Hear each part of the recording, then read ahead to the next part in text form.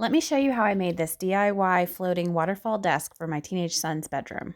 There's not a whole lot of space in this bedroom, but I really felt like he needed a desk. I decided that I could come up with a design to custom fit this tiny corner next to the closet. I found some pictures online for inspiration, and then I got a bunch of 1x3s and some same grade plywood panels and got started building myself a frame out of the 1x3s. I wanted this desk to have a drawer in the middle, so I made sure to brace for that and leave an opening as well. Once I had the L-shaped frame pieces built out, I went into the room and found all the studs in the wall and secured those pieces to every stud I could, while also making sure it was plumb and level in every direction. I notched out the baseboard with my multi-tool so it would sit flush against the wall, and then I also attached the waterfall side piece into the studs as well while making sure everything was perfectly level.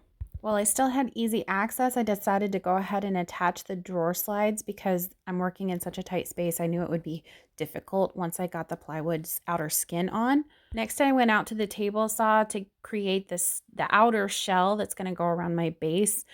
And it was a lot of math, y'all. Like a lot of math.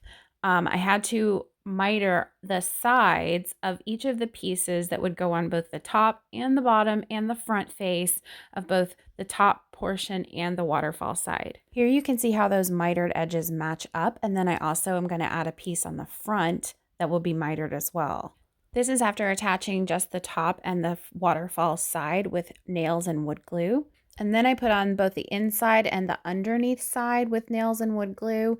And I also used some screws on the very bottom so that gravity wouldn't cause it to fall down. I attached the front pieces the same way, except in order to make the drawer front, I just cut my front piece that would have extended all the way across and used that to attach to the drawer box instead of to the actual desk.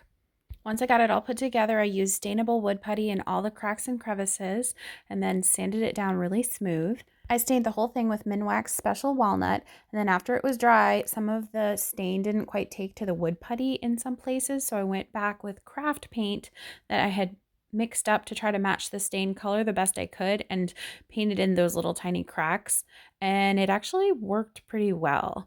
Once that was dry, I went back with the Minwax polyacrylic and did several coats while sanding in between. Because I cut out the baseboard, I had to wood putty in that little gap between the desk and the baseboard, so I went back with some blue paint and fixed that little spot as well.